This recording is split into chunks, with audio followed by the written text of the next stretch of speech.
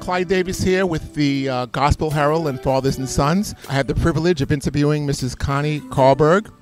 Connie has to be the most famous and the most avid Jet fan in the world. Connie, again, it's a pleasure to interview you and be speaking with you. Take us back to the start. Tell us about when you first realized that you were a part of such a fantastic football family and how that began. Well, I've always loved sports. I was a tomboy from the beginning, and when my father and my uncle, actually my uncle started it, Dr. James Nicholas, the orthopedist, became the team doctor under Harry Wismer. He then asked my father, Dr. Calvin Nicholas, to join him as the internist. And this is when I was 12 years old, so this is back in 1962 to 63. And they were from the Titans last year to becoming the New York Jets. And that's when I really feel that my life began, because it was the most exciting thing for me. I started to eat, sleep, and drink football. Every single day was about the Jets. I then started as probably about 15 or 16, and back in those days, they only had a Street and Smith magazine. You had one college game on a Saturday with Keith Jackson doing the announcing, and you had the Bob Hope All-American Show. And that's basically what you did. And I would hold my own mock drafts at my house. I just thought every girl did this. And that was how it all began in high school, with my interest in football, and then it culminated with the Jets winning the Super Bowl my senior year in high school, which was the be-all and end-all. Tell us about that Super Bowl year. What was so exciting about it?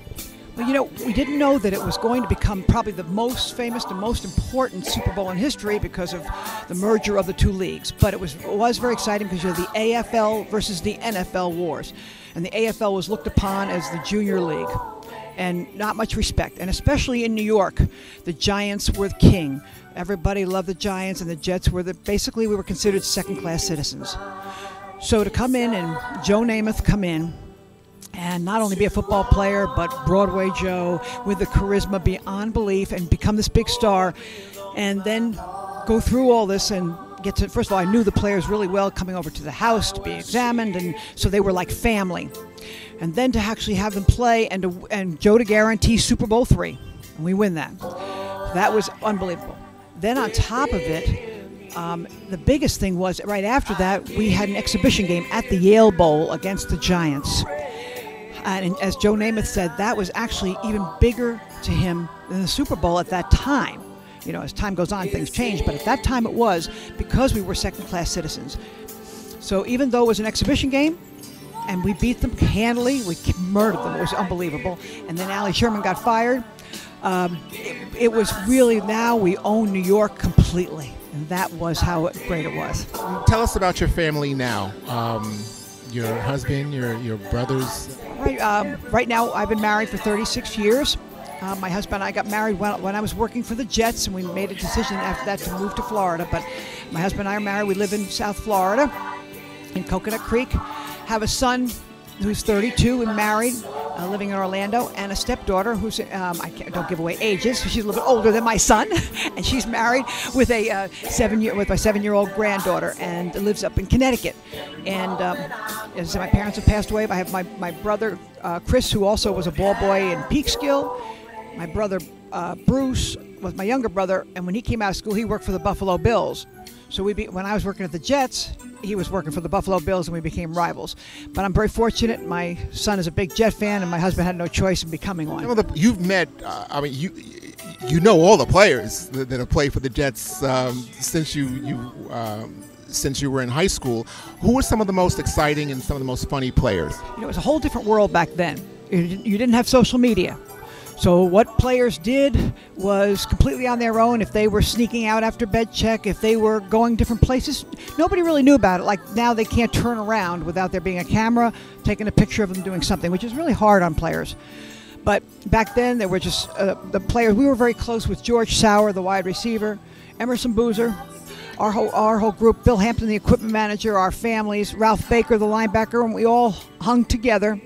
Probably the funniest guy on the team was Curly Johnson, the punter, of all people. And he was just known as being the cut-up guy through the years. But the whole Super Bowl team was, starting with Coach Eubank, very, very close-knit team. And to this day, they are still very close-knit. And quite a few were here this past weekend for an alumni thing. So, as I said, we grew up. They would come over to our house. They would play wiffle ball, and we would play basketball, and just come over to our house. They had a basketball team, which they couldn't do now because of insurance purposes. But they came to Babylon High School, where I went to Babylon, and I felt like the queen because they just won the Super Bowl, and they came in. They had a basketball team, and then we'd have a party at our house afterwards, and everybody get together. Bake Turner was my idol because he played the guitar and sang on top of being a football player. And it was just as I said, I was so blessed with the whole thing. And of course, Joe Namath. I mean, how can you say anything more but how wonderful a guy Joe was? Your feelings on the game then and now? I guess as you get older, people always say, way back when and everything was better.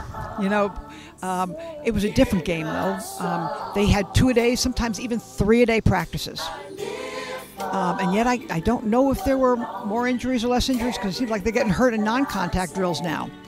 So, and I never heard of torn pectorals back then. And I hear about that now. I hear a lot more of ACLs and Achilles than I did back then.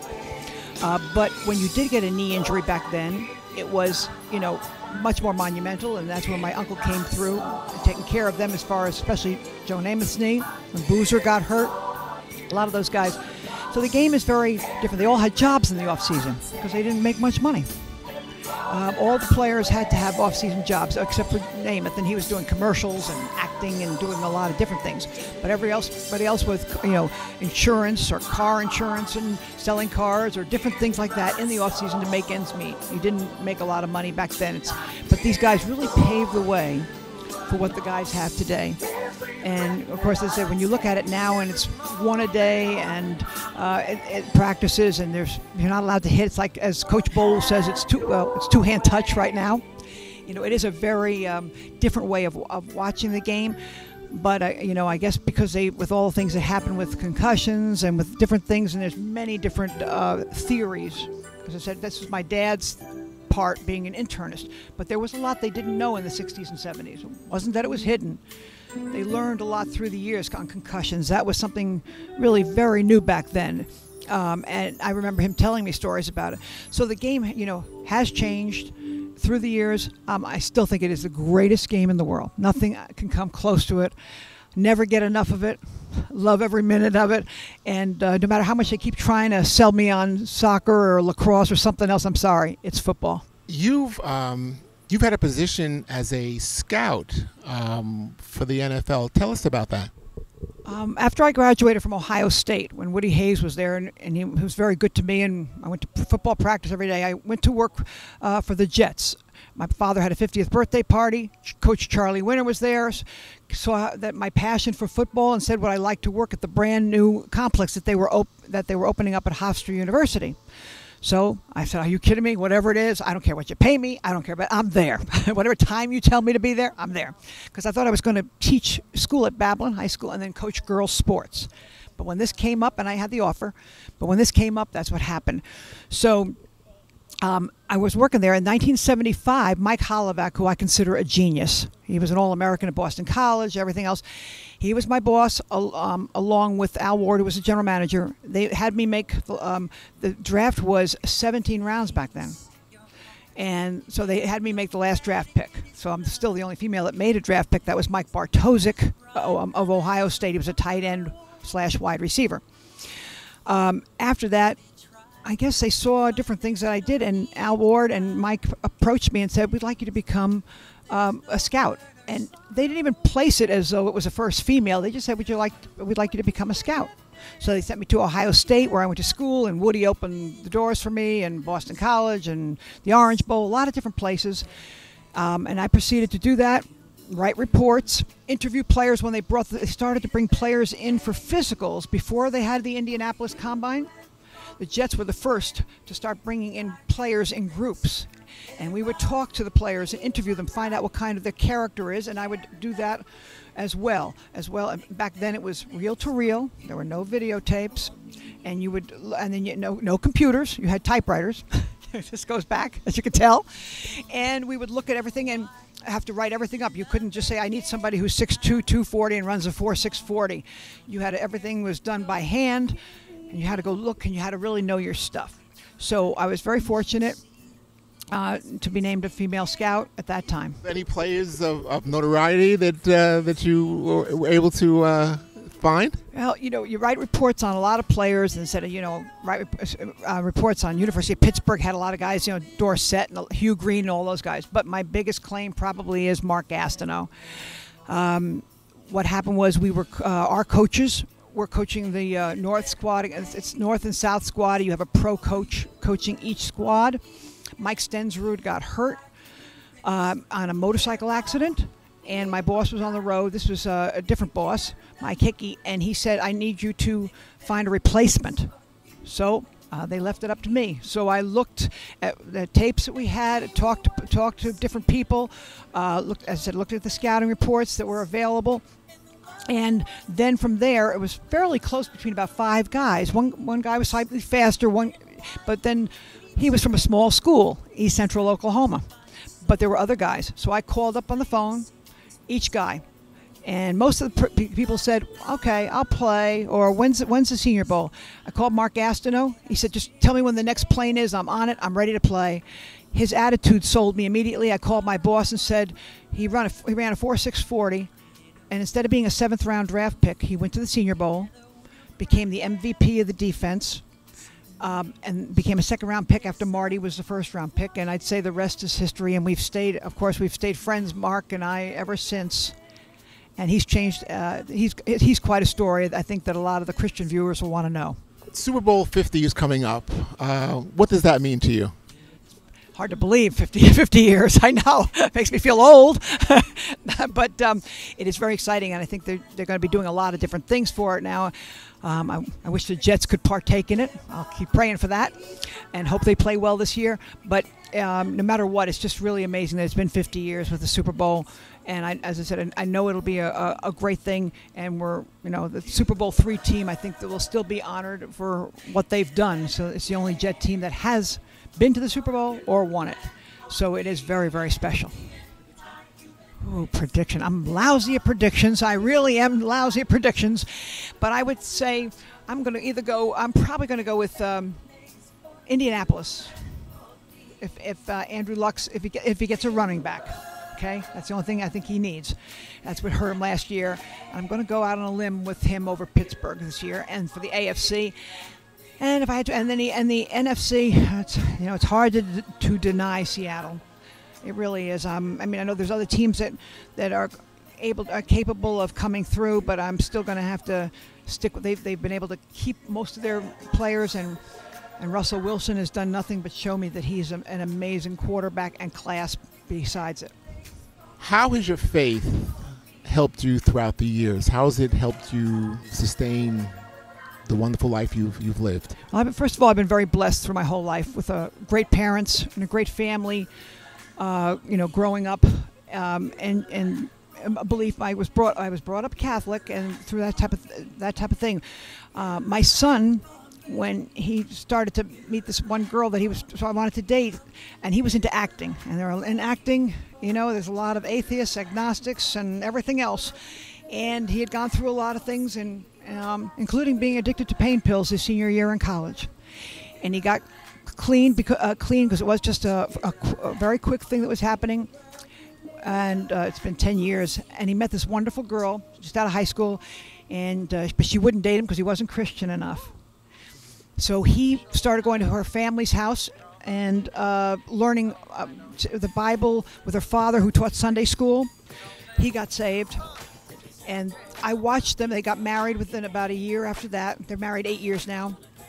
I watched the example that they did, and not that it was shoved down my throat, but we always believed strong, but then I always felt something was missing when they would read a passage in church, but never really explained it. And I wanted to get more into the Bible and exactly what it was really saying, and I never quite got it. And then when I would go to church with Chris and Jenna when they would come down to South Florida, and all of a sudden I would go to Calvary chapel where I was or up to their Baptist church where they are. And it was just right there. And then I got saved 5 years ago. As I said, my older brother already was. And it has just gotten me through so many things, and I'm still learning so much. But I think it's, just evened me out in so many different things. Mark Gastineau, one of the greatest players of all times, he himself was saved and sings in a church choir in Times Square Church in New York City. He and his wife both. And so I stay with them, and in fact, I went to church with them last week to their prayer service. And as I said, as a result, it's just more and more all around me. And I think it's just helped me grow and just be more kind and love people, and just by example, try to set a better example, but realize don't put your faith in people, put your faith in God. If you had the ability to change one thing in this world, what would that be? Change one thing in this world. Wow, boy, this is yeah, yes, right. Besides the Super Bowl win for the Jets, yeah, I know. That would be wonderful. I know. I wish everybody could get the feeling of with faith, of the connection, because there's so much on TV where it's not even being allowed to being said. The name of Jesus, or in faith, or anything like that. It's kind of everything shoved aside, and everybody is about. It's all about me. That's what it's not supposed to be all about me. Okay, everybody's just for themselves, and that's what I think I'd love to see, where we are doing for each other so much more, and it comes back 10 times more to you when you just do for others, without looking for something in return. Just being that way. I think that's what I'd like to see more people do, and not all this angriness and vulgarity that I see on TV now. Everything, there's just too much vulgarity, and it really gets me. I'd like to see that get cleaned up. I have to say, I mean, you've been an example of faith and godliness, and your family, since I've known you, and it's shown in how you affect people.